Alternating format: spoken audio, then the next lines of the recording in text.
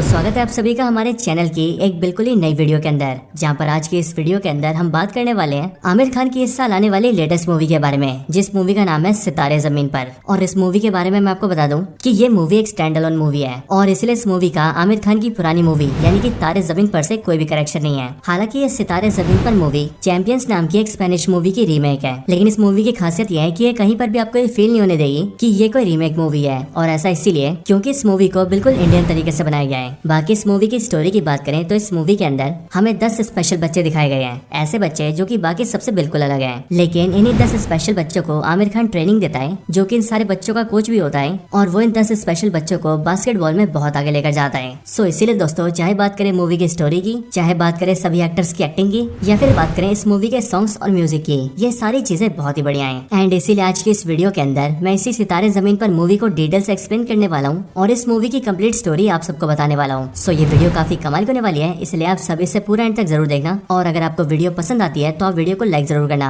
बाकी आप में से जिसने भी अभी तक हमारे चैनल को सब्सक्राइब नहीं करा, वो जल्दी से चैनल को सब्सक्राइब कर लेना, और साथ ही सब्सक्राइब बटन के बगल वाले बेल आइकन को भी ऑल पर सेट कर लेना, ताकि आप हमारे चैनल की सारी लेटेस्ट वीडियो सबसे पहले देख सकें। सो फिर चलिए अब हम बिना किसी देरी के आज की इस कमाल की वीडियो को स्टार्ट करते हैं।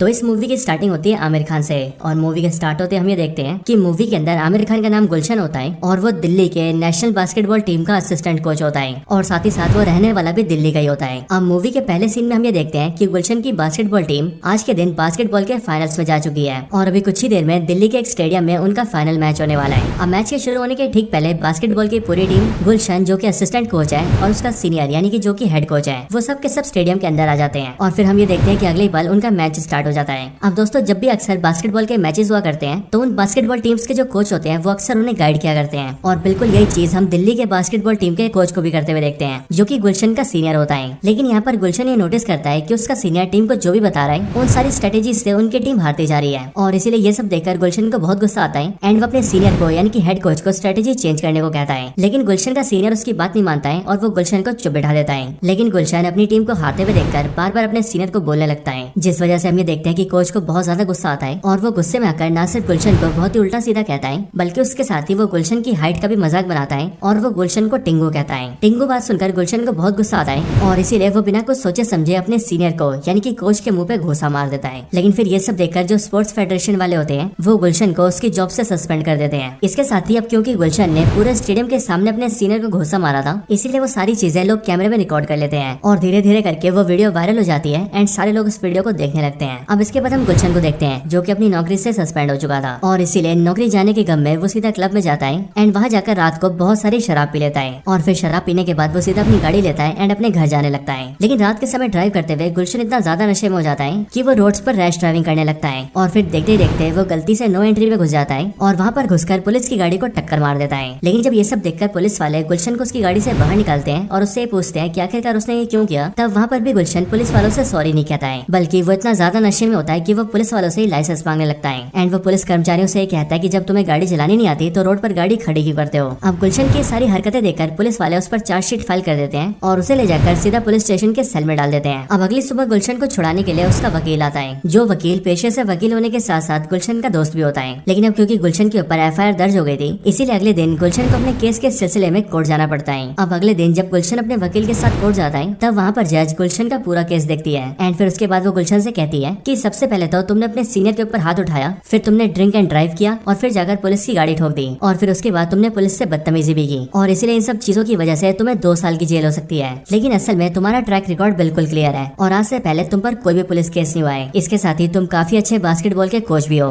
और इसीलिए इन सब चीजों की वजह से मैं तुम्हें जेल नहीं भेजना चाहती। लेकिन हाँ, मैं तुम्हें एक दूसरी सजा दे रही हूँ, और तुम्हारी सजा ये है कि तुम्हें 3 महीनों तक इंटेलेक्चुअली डिसेबल्ड बच्चों को बास्केटबॉल सिखाना होगा। लेकिन ये बात सुनकर गुलशन को काफी अजीब लगता है, और वो जज जज के सामने चिल्ला चिल्ला के बोलने लगता है कि ये इंटेलेक्चुअली डिसेबल्ड तो असल में पागल होते हैं और मैं ऐसे पागल बच्चों को कुछ भी नहीं सिखा सकता हूँ। लेकिन गुलशन की इस बात को सुनकर जज को बहुत गुस्सा आता है और इसीलिए वो गुलशन पर 5,000 रुपए का जुर्माना भी लगाती है, जिस वजह से गुलशन को जुर्माना मानते हुए अपनी सजा कबूल करनी पड़ती है। अब इसके बाद गुलशन अपने घर जाता है और ये सारी बात अपनी माँ को बताता है। ये सारी बातें सुनकर गुलशन की माँ उससे कहती है कि ये सारे इंटेलेक्चुअल डिसेबल्ड बच्चे स्पेशल होते हैं, इसीलिए इन्हें पागल नहीं कहना चाहिए और इसीलिए तुझे भी ऐसे बच्चों के लिए अपने नजरिए को बदलना चाहिए। वैसे भी बेटा कोई ना कोई कमी सबके अंदर होती है, जैसे कि तेरे अंदर कमी है छोटी हाइट की। जब तू छोटा था तब तू बास्केटबॉल में काफी अच्छा था, लेकिन तेरी छोटी हाइट की वजह से तेरे कोच ने कभी भी तुझे टीम में एंट्री नहीं दी। यहाँ तक कि जब मैं तेरे कोच के सामने रोई गिड़गिड़ाई और उसे चाटा मारा, तब इन सब के बाद जाकर ही तेरे कोच ने तेरा ट्रायल लिया था। लेकिन तेरे ट्रायल को देखकर उन्हें काफी खुशी हुई और फिर उन्होंने तुझे टीम में शामिल कर लिया, जिसके बाद जाकर आज तू एक नेशनल बास्केटबॉल टीम का कोच भी है। सो इसीलिए बेटा तुझे भी दूसरों की कमी को देखकर उनसे दूर नहीं भागना चाहिए, बल्कि तुझे उनकी कमी के साथ भी उन्हें अपनाना चाहिए। अब इसके बाद इस सजा के मुताबिक गुलशन अगले दिन सीधा उसी एकेडमी के अंदर जाता है जहाँ पर जाकर उससे स्पेशल बच्चों को बास्केटबॉल सिखाना है। यहाँ पर आकर उसकी मुलाकात करतार सिंह से होती है,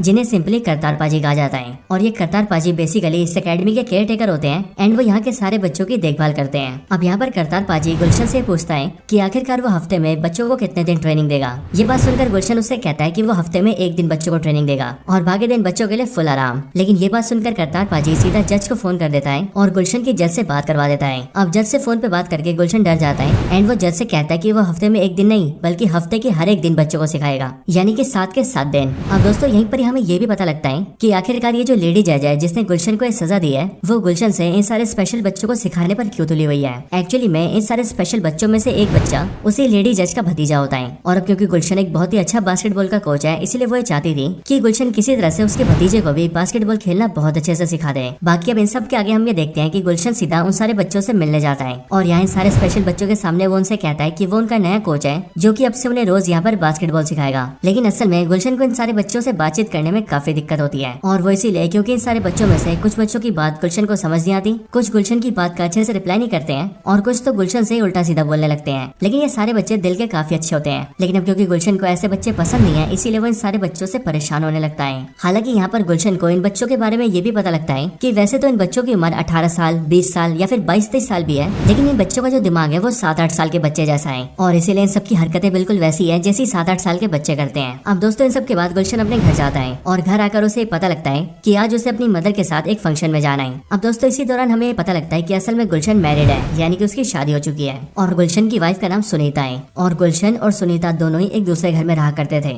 लेकिन अभी 1 हफ्ते पहले गुलशन ने अपनी वाइफ से झगड़ा कर लिया और वो सीधा अपनी मदर के घर में रहने लगा और बीते 1 हफ्ते से उसने अपनी वाइफ से बात भी नहीं की है। लेकिन दोस्तों प्रेजेंट टाइम में हम ये देखते हैं कि जैसे ही गुलशन अपनी मदर के साथ फंक्शन में जाता है, वैसे उस फंक्शन में उसे वहाँ पर अपनी वाइफ भी दिखती है और अब क्योंकि गुलशन अपनी वाइफ के सामने आ गया होता है, इसीलिए वो उससे मिलकर बातचीत करने लगता है। अब दोस्तों इन दोनों की बातचीत से हमें पता लगता है कि असल में गुलशन और सुनीता ने लव मैरिज की थी और अभी के टाइम में गुलशन की जो वाइफ है यानी कि सुनीता, वो गुलशन की मदर की एक साड़ी की दुकान चलाती है। साथ ही साथ हम ये भी जानते हैं कि सुनीता को गुलशन से बच्चा चाहिए, लेकिन गुलशन को बच्चे पसंद नहीं है, या फिर यूँ कहें गुलशन को फादर बनना पसंद नहीं है। और दोस्तों ऐसा इसीलिए क्योंकि गुलशन के जो फादर थे उन्होंने गुलशन को और उसकी मदर को बहुत पहले छोड़ दिया था और जब गुलशन सिर्फ 9-10 साल का था तब से वो अपने फादर के बिना ही जिया है एंड उसने ये भी देखा है कि उसकी मदर ने बिना उसके फादर के कितनी सारी मुसीबतें झेली हैं और इसलिए उसके मन में फादर नाम के शब्द को लेकर चिढ़ हो गई है, जिस वजह से वो किसी भी बच्चे का फादर नहीं बनना चाहता है। लेकिन यहाँ पर उसकी वाइफ सुनीता उसे समझाती है कि तुम अपने फादर से बिल्कुल अलग हो और जैसा तुम्हारे फादर ने किया वैसा तुम तो बिल्कुल भी नहीं करोगे। सो इसीलिए तुम अपने मन से इस डर को और इस चिढ़ को निकाल दो, जिसके बाद हम अपनी फैमिली को आगे बढ़ा सकते हैं। लेकिन दोस्तों यहाँ पर हम ये देखते हैं कि गुलशन सुनीता की बात सुनकर चिढ़ जाता है और वो गुस्से में आकर वहाँ से चला जाता है।